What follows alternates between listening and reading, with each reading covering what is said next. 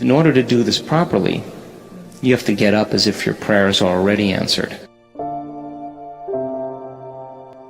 So we don't do our meditations and the work that we teach our students how to do this to pray to have their prayers answered. We teach them how to get up as if their prayers are already answered.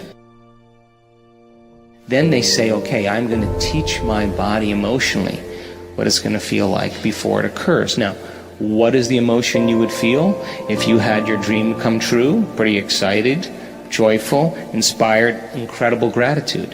What is gratitude? The emotional signature of gratitude means the event has already occurred. It's not just feeling the gratitude, because we know that just having an elevated emotion doesn't affect matter.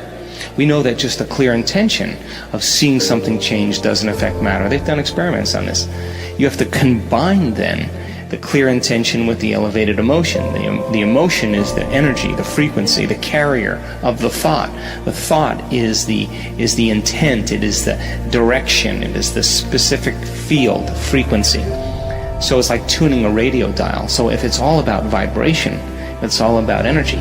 When there's a vibrational match between your energy and that potential that exists in the quantum field, when there's a vibrational match, it's going to find you. And if you can hold on to that emotional state of gratitude, your body is living in that future in the present moment. And that's when we begin to see the miracles happen. Getting people to go from the old self to the new self is literally crossing that river. And if you know that there's another side to the river, and you have the passion, the intensity, and the will to keep going and get beyond your emotions, get beyond your habits of thought, get beyond your unconscious states of mind and body, and you keep moving across that river, sooner or later you are going to break free from the chains of the past. And when you do, you're going to liberate a whole lot of energy. And that energy you're going to use to design a new destiny. The quantum model of reality tells us that all possibilities exist in the present moment. So you have to get to the present moment in order to create. When that person reaches that elegant present moment, the moment they do that, they become nobody. They become no one. They become no thing, nowhere, in no time. That's the moment they become pure consciousness. That's the moment they are literally walking through the door into the quantum field. Now, you can't walk through the door into the quantum field as a somebody. You got to walk through the door as a nobody. That means in order for you to heal your body, you got to get beyond your body. You got to forget about your body. In order for you to change some aspect of your personality, you got to get beyond your personality. You have to become no one. In order for you to create something new in your environment, you got to get beyond your association to your environment. In order for you to create something out of nowhere, you have to get to nowhere. And if you want to literally create some new future time, you have to get beyond time. And the moment our students do this, there's this magical thing that we see happen over and over again. It's becoming redundant now. It's becoming a pattern. All of a sudden, the moment they do that, their consciousness begins to merge with that greater consciousness, and all of a sudden the brain starts to fire in holism. The left side of the brain fires to the right side. It works in synchrony. Front of the brain, it's like this massive whole brain state. At the same exact time, the heart moves into a state of organization and coherence. And if you look at the map on the computer, and we have the student hooked up to the heart monitor and the brain monitor, we can turn around and look at that person, and they have tears of joy rolling down their face. They are so whole, they are so happy, that it's impossible to want in that moment, because how could you want when you're whole? And that's the moment the miracle happens. There's nothing that you have to do, because when you're living in survival, you're living in stress.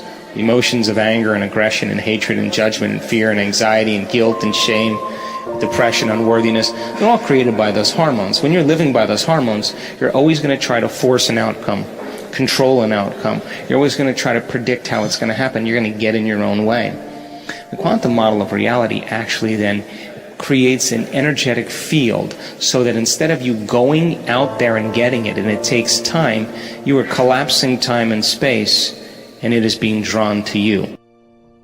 And we talk about that in our work, the difference between third-dimensional creation and fifth-dimensional creation. Third-dimensional creation takes time. You got to get your body up. You got to go somewhere. If you want a new house, you got to go, look at a bunch of houses, get a loan, pay it off in 30 years. You want a new job, you got to do 25 interviews, you get a job, it's not quite the job you want. You want a new relationship, you go on Match.com, you look at 40 or 50 different people, you go on all these dates. It takes time. But in fifth-dimensional creation, you're not going anywhere to get it. You are actually drawing it. You are the vortex that's collapsing time and space, and it's your energy that's bringing it to you. Now that then begins to become the excitement, because now you're no longer trying to control or predict the outcome. You're trusting the outcome. You're trusting in the unknown. You would never analyze where it's going to happen or when it's going to happen, because you understand that the moment you do that, you just return back to the old self. The new self would never think that way. The process then of creating from that state of mind and body then means that we have to lay down the very thing we used our whole life to get what we want for something greater to occur.